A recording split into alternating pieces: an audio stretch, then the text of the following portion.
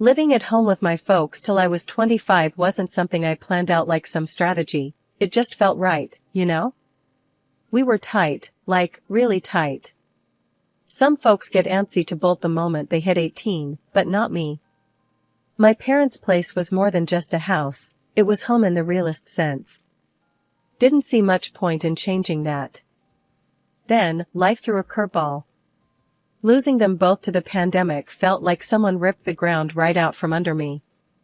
Suddenly, I was staring at this gaping hole in my life, trying to figure out what comes next. They left me enough money to coast for a while, but the thought of just living off their hard work felt off. It didn't sit right with me. So, I made up my mind to pull myself together. Wasn't easy, I'll tell you that. The whole idea of diving into the job market, of being truly on my own for the first time, was daunting. But the alternative? Living in a bubble, pretending I didn't need to grow up. That wasn't an option.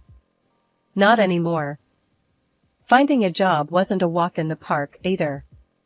Ended up landing a gig as a manager at this trading company. The work was a whole new world for me, but I dug my heels in, determined to make it work. Gotta start somewhere, I told myself, over and over. I remember running into an old friend from school, Jake, while I was out grabbing lunch one day. He spotted me first. "Hey, isn't that the home bird, Emily? Still living in your folks' nest?" he teased, a smirk playing on his lips. His words stung, more than I wanted to admit. I squared my shoulders, facing him head-on. "Actually, Jake, I'm managing on my own now. Got a job and everything," I shot back, the words laced with a mix of pride and defiance. "Oh, look at you, all grown up and independent. Never thought I'd see the day," he laughed, but there was no real warmth in it. "Yeah, well, people change. Things happen. You learn to stand on your own 2 feet, I replied, my tone sharper than I intended. The conversation felt like walking through a minefield, each word carefully chosen, but loaded. Jake shrugged, the conversation clearly not going the way he expected.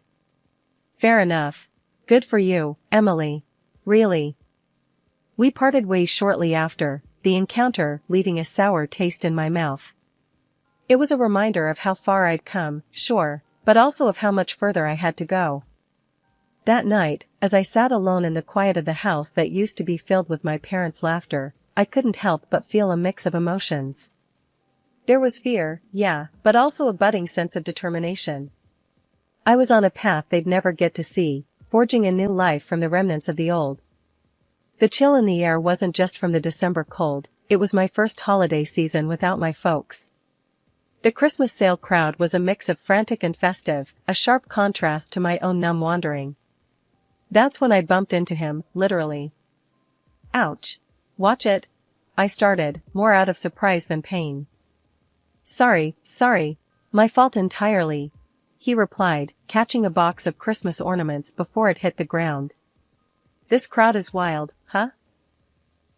He was about my age, with a look of earnest concern that quickly changed to a sheepish grin. "I'm Alex," he said, extending a hand not holding runaway Christmas decor. "Emily," I responded, taking his hand briefly.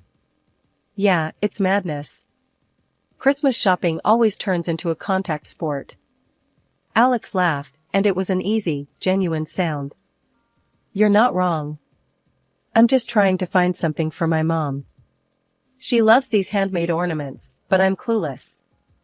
Looking at the box he almost dropped, I picked one up. "These are nice. Look, this one's got intricate designs. Bet she'd love it." We moved through the stalls together, talking about everything and nothing. Alex was easy to talk to, a breath of fresh air in the midst of holiday chaos. "So, Emily, what brings you here? Looking for anything in particular?" he asked, as we paused by a stall selling handmade scarves. "Just trying to feel, I don't know, festive, I guess? My parents, well, it's just me now. Holidays feel different," I confessed, surprised at my own honesty. Alex's expression softened. "I get that. Holidays, they can be tough. But hey, we find new ways to make them ours, right? Yeah, right. I agreed, finding comfort in his understanding. We ended up spending the afternoon together, finding gifts and sharing stories. As the sun began to set, casting long shadows between the stalls, Alex turned to me. Hey, Emily, would you maybe want to grab a coffee? As a thank you for helping me survive this shopping ordeal and, well, for the company, he suggested, hopeful but clearly trying to play it cool. I thought about it. My instinct was to retreat, to go back to my quiet, solitary world. But something about Alex, his easy kindness, and his understanding, made me want to say yes. Sure, Alex. I'd like that. Coffee sounds perfect, I replied, feeling a spark of something warm in the cold evening air. As we walked toward the nearest cafe, I couldn't help but think that maybe, just maybe, this Christmas would mark the beginning of something new. Not just surviving, but maybe starting to live again. A couple of months down the line, Alex decided it was high time I met his folks. I was a bundle of nerves, hoping to make a good impression. Their welcome was polite, but I could feel the chill through their smiles. We were barely through the door when the questioning started. It was like stepping into the ring, except I wasn't prepared for this kind of bout. So, dear, Alex tells us you lost your parents recently. That must have been tough. His mom began, her tone soft, but probing. Yeah, it was a rough patch. Still is, sometimes, I admitted, fidgeting with the hem of my shirt. The conversation felt too personal, too soon. And what about work? Alex mentioned you're in trading? How's that treating you? His dad chimed in, his curiosity not quite matching the warmth supposed to accompany such questions. It's going good. Keeps me on my toes, I responded, trying to keep the unease out of my voice. Must be quite the lucrative field, eh? What kind of figures are we talking about? His mom's question hit me like a cold splash, too forward, too soon. I glanced at Alex, hoping he'd throw me a lifeline. The look on my face must have said it all, because he quickly jumped in. Mom, Dad, come on, let's not grill her about money. That's not important, Alex said, his tone firm yet respectful. I could have hugged him right then. Despite his intervention, the evening carried an undercurrent of unease. After we left, I couldn't shake the feeling that I hadn't measured up to their expectations. In the car, the silence was heavy until I couldn't take it anymore. Alex, do you think your parents didn't like me? The words tumbled out, laced with worry. Alex took my hand, giving it a reassuring squeeze. Hey, don't worry about it. They're just protective, you know? Give it some time. They'll see how amazing you are, just like I do. His words were meant to comfort, and a part of me wanted to believe them. But the doubt lingered, a shadow on what should have been a straightforward step forward in our relationship. Settling into married life at my place was like a dream for the first 6 months. Me and Alex, we were in our little bubble of happiness. Sure, his mom, Mrs. Thompson, didn't exactly warm up to me, always poking at my cooking, my cleaning, even how I dressed. But since they lived a good drive away, those jabs were few and far between. We managed. Then one evening, Alex came home looking like he'd lost his best friend. Babe, I've got to head out of town for work. 2 whole months, he said, barely meeting my eyes. My heart sank. 2 months? That's ages, Alex. What about us? He ran a hand through his hair, stress written all over his face. I know. It's the last thing I want, but I don't have a choice. And there's more, my mom's in the hospital. Heart problems. Hearing that about Mrs. Thompson, despite our rocky relationship, I couldn't help but feel worried. Oh, Alex, I'm so sorry. Is she okay? They're not sure yet. She might need surgery, he replied, his voice cracking a bit. Without a second thought, I said, I'll look after her while you're gone. She'll need someone, right? Alex looked at me, a mix of surprise and gratitude in his eyes. "You'd do that? After everything?" I nodded. "Of course. She's your mom." The next day, I took a day off and headed to his parents' place. Mrs. Thompson was already home from the clinic, looking frail, but stubborn as ever. "Emily, what are you doing here?" she asked, eyeing me like I might steal the silver. "I'm here to help out. Alex is worried about you," I said, trying to keep my voice steady. She huffed, settling back into her chair. "Well, I don't need babysitting, especially not by you." I bit back a sharper reply. "I know you don't. But I'm here to help, with cooking, cleaning, whatever you need." Mrs. Thompson squinted at me, as if trying to figure out my angle. "Fine. But I like my meals on time and my house spotless. And don't think you can dress like a slob here." I forced a smile. Understood. Those weeks turned into a trial by fire. I cooked, cleaned, and did my best to keep things running smoothly, all under Mrs. Thompson's critical eye. Every dish I made was either too salty or too bland, every room I cleaned missed some speck of dust only she could see. One evening, as I was scrubbing the kitchen counter for what felt like the 10th time, she walked in, watching me like a hawk. "You missed a spot," she said, pointing to a corner so far back it would require me to grow an extra arm to reach it without moving everything off the counter. "Mrs. Thompson, I'm doing the best I can," I said, my patience wearing thin. She snorted. "Clearly, your best isn't good enough." I took a deep breath, counting to 10 in my head. Alex was counting on me, and I wasn't about to let him down, no matter how much his mother pushed my buttons. "Is there anything else you need before I go to bed?" I asked, keeping my tone polite. "Just make sure you're up early to start breakfast. And try not to burn the eggs this time," she replied, turning on her heel and leaving me to my thoughts. Life at my in-laws became more of a boot camp than a recovery ward pretty fast. Every day, it was like waking up to a new list of demands from my mother-in-law. And every evening, I juggled my job and her endless requests that just piled up, one on top of the other. "Can you fetch me the remote?" "It's just there on the coffee table," Mrs. Thompson would say, pointing at an object mere inches from her hand. The first few times, I didn't mind. But then, it became a routine, her asking for things she clearly could get herself. Cooking dinner turned into a tactical mission, trying to remember all of her dietary whims. "I only eat organic greens, you know. And the chicken needs to be cooked just so," she'd instruct, her voice carrying that tone that said any deviation would be unacceptable. Evenings, the only time I could catch my breath, were hijacked by the blaring TV.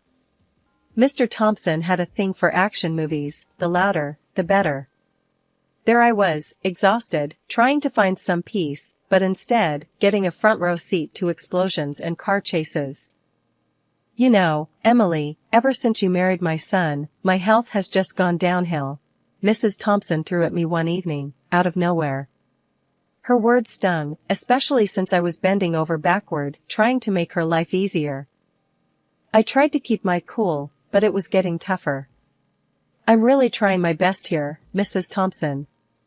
I don't see how my being with your son is causing your health issues." Her lips pursed into a thin line, clearly displeased. "Well, if you can't see it, I'm not sure how much help you are here."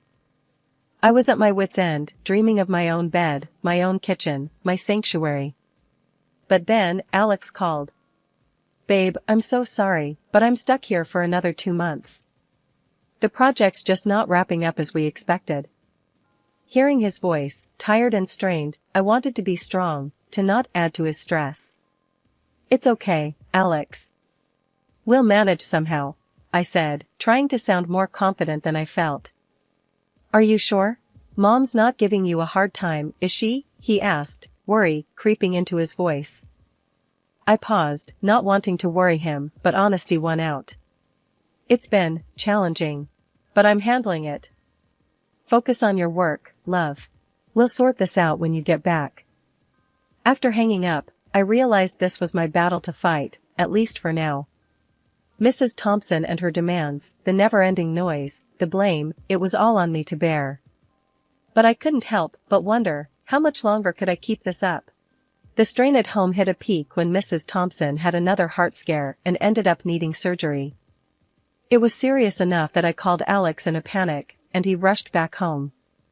Seeing him was a relief, but it was short-lived because work pulled him away again. After the surgery, things at home didn't get any easier. Mrs. Thompson came back needing more care than before. It was like looking after a child. She wanted help with everything, eating, dressing, you name it. And Mr. Thompson? He was no help at all. Instead of appreciating the effort, he complained, "You're always out. I end up cooking for both of us. What are we, chopped liver?"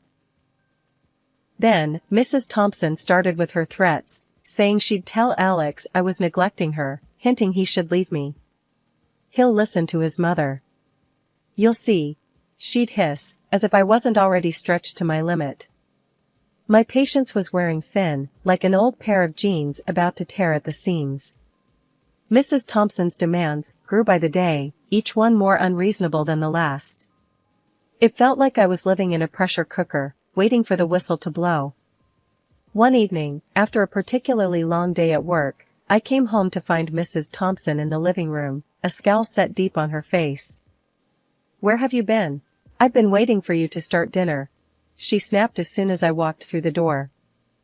"I had to stay late at work, Mrs. Thompson. I'm sorry." "I'll start on dinner right away," I replied, trying to keep my voice steady, despite my frustration. "And make sure it's edible this time."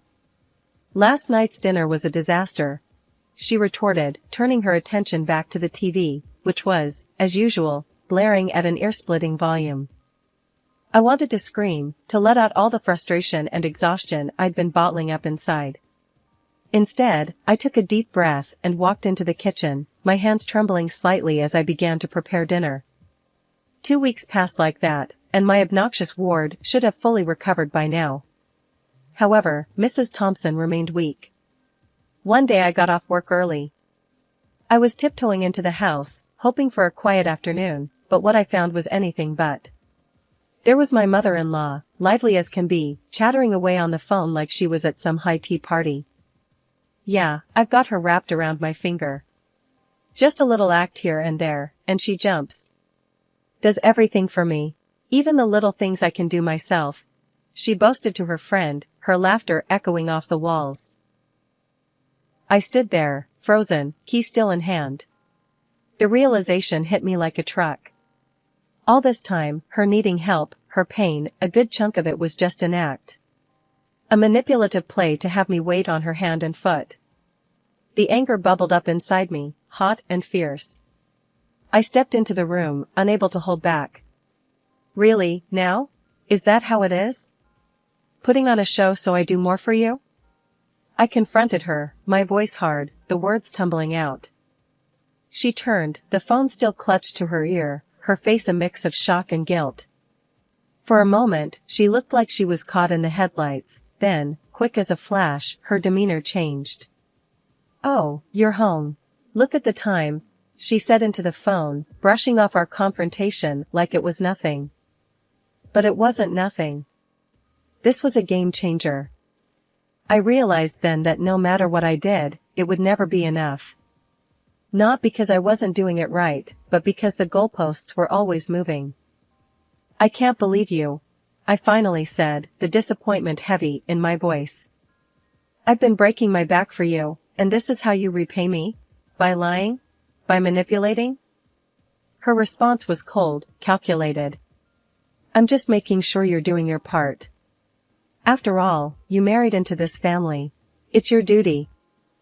I didn't want to fight, but I couldn't let this go. "I've had it, Mrs. Thompson. I'm leaving this house," I said, my resolve hardening. Before I knew it, she was on her feet, fury in her steps as she snatched my phone from the kitchen counter. She stormed outside, and I followed, only to watch in disbelief as she threw it under the car, smashing it. "Let's see you call for help now," she sneered, her actions betraying her desperation. I felt a mix of anger and sadness, not just for the phone, but for the sheer breakdown of respect. I started gathering my things, determined to leave. But she wasn't done. She followed, throwing my clothes and personal items out after me, shouting insults that stung deeper than the cold air. "You're nothing. You don't deserve to be part of this family." I was outside, picking up my things, and trying to hold back tears when Alex arrived. The sight of his car was both a relief and a harbinger of the confrontation to come. "What's going on here?" Alex demanded, his eyes darting between his mother standing at the doorway and me, a mess on the driveway. "She's crazy, Alex. She's been lying about how sick she is. And now this." I gestured to the scattered belongings and my destroyed phone. His gaze shifted to his mother, searching for a denial that didn't come. "Mom? Is this true?" Mrs. Thompson's facade crumbled, but her defiance didn't. "She was never good enough for you, never good enough for our family." Walking into his parents' house, Alex was a storm dressed in human skin. His face was set, his jaw tight, ready to confront the hurricane his parents had brewed. "I can't believe what I've been hearing and seeing. How could you?" Alex started, his voice heavy with disappointment and anger. His mom, Mrs. Thompson, shot back. "Oh, now you're going to believe her over your own mother? She's turned you against us, filled your head with lies." "That's enough, Mom." Alex's voice cut through her accusations like a knife. "I've seen the videos. I've heard the recordings. I've heard enough of your words about her. There's no denying what you've done." The color drained from Mrs. Thompson's face as realization sank in. Her bravado faltered, her usual sharp tongue suddenly heavy in her mouth. "And you," Alex turned to his father, "you just stood by? You let this happen?" Mr. Thompson shifted uncomfortably, the guilt evident in his avoidance, to meet his son's gaze. Alex continued, his disappointment unwavering. "Did you know that she sold her parents' house to pay for your wife's operation? Because the insurance wouldn't cover it all? We were planning to build a new house, a place where we could all live together. But not anymore." The room went silent, the weight of Alex's words pressing down on everyone. Mrs. Thompson, tears streaming down her face, reached out. "Please, I didn't know. I can change. We can forget all this happened." But Alex was resolute. "It's too late for that. You've shown us who you really are. We're done here. I'm done." Mr. Thompson, realizing the magnitude of their loss, turned to his wife with a look of betrayal. "You foolish woman. You've ruined everything." As Alex and I walked out to the car, the finality of the situation settled in. We were leaving behind more than just a house, we were severing ties with a part of our lives that had turned toxic. Sitting in the car, about to start a new chapter, Alex took my hand. "I'm sorry it had to be this way. But we're going to start fresh, just the two of us." I nodded, feeling a mix of relief and sorrow. "Together," I affirmed, squeezing his hand back. We drove off, leaving behind the chaos, ready to build a new life on our terms, grounded in truth and respect, away from the shadows of manipulation and deceit. A month flew by, and finally, our new house was ready, a real beauty, if I do say so myself. Me and Alex, we put our hearts into making it a home, picking out every piece with care, making sure it all felt like us. We hadn't spoken to his folks since that day. Heard through the grapevine that his dad up and left, found someone new, leaving Mrs. Thompson to fend for herself in some small apartment.